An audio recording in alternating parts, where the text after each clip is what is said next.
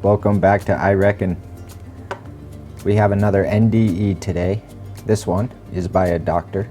His name is Rajiv Parthi. He was an MD.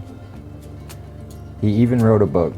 The book is called Dying to Wake Up, A Doctor's Voyage into the Afterlife, and the wisdom he brought back.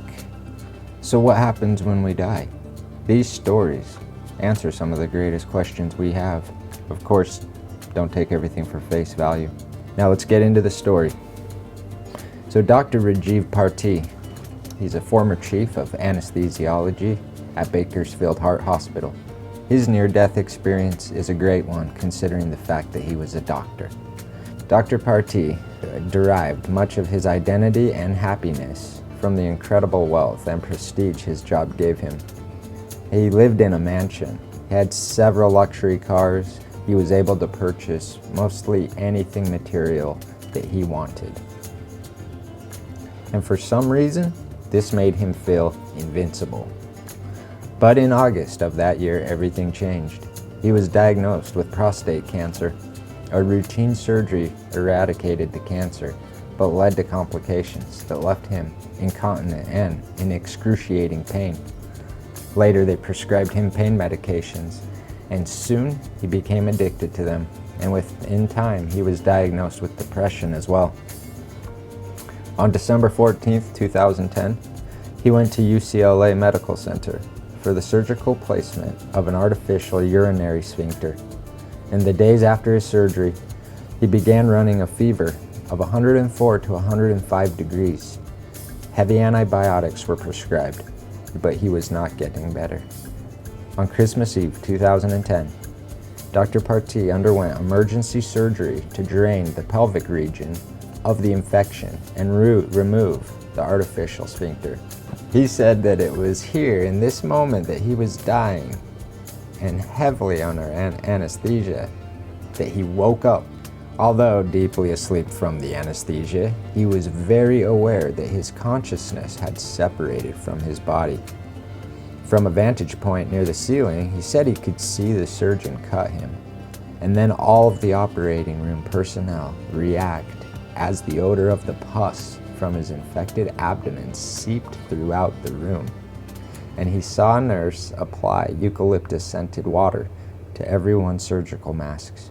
He even heard the anesthesiologist tell a joke so dirty that later, when he had told it to the anesthesiologist in the recovery room, that he blushed.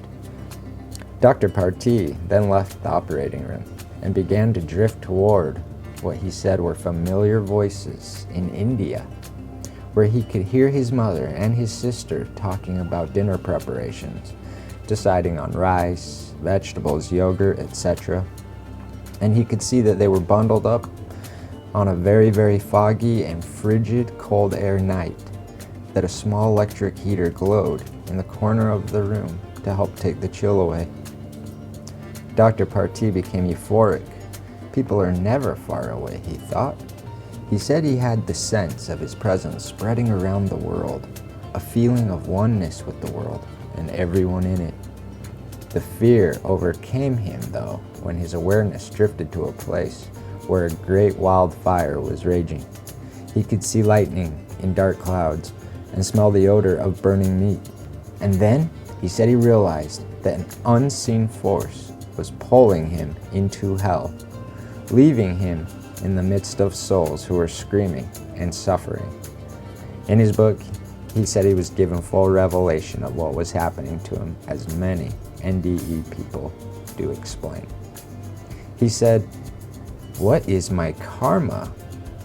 What did I do in my life or past life to deserve this punishment?" And in the middle of this horror, Dr. Parthi began to have the strong awareness that the life he was living was so materialistic, and his life was always about him. So much so, in fact, that as soon as he would meet new people, Dr. Parthi would ask himself, what can I get from this person? The truth, right there, had dawned on him that he was there in hell, because of the life he was living on earth was without love. He was not practicing compassion or forgiveness toward himself or others.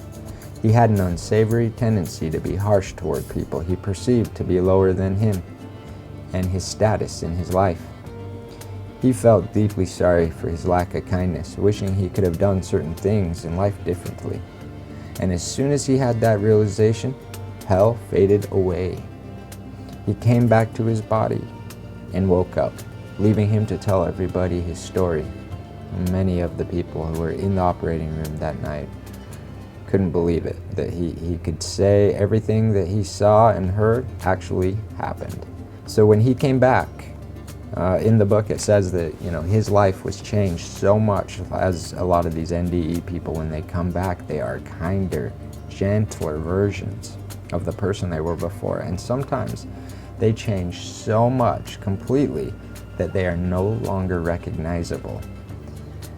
In this case is what happened to Dr. Parti. And again, if you want to look into his story, go ahead and check out his book. Again, it's called Dying to Wake Up. Now let's all be nice in the comments to each other, respect other people's experiences. You guys have a great day. I will be back with more. I reckon we'll see you soon.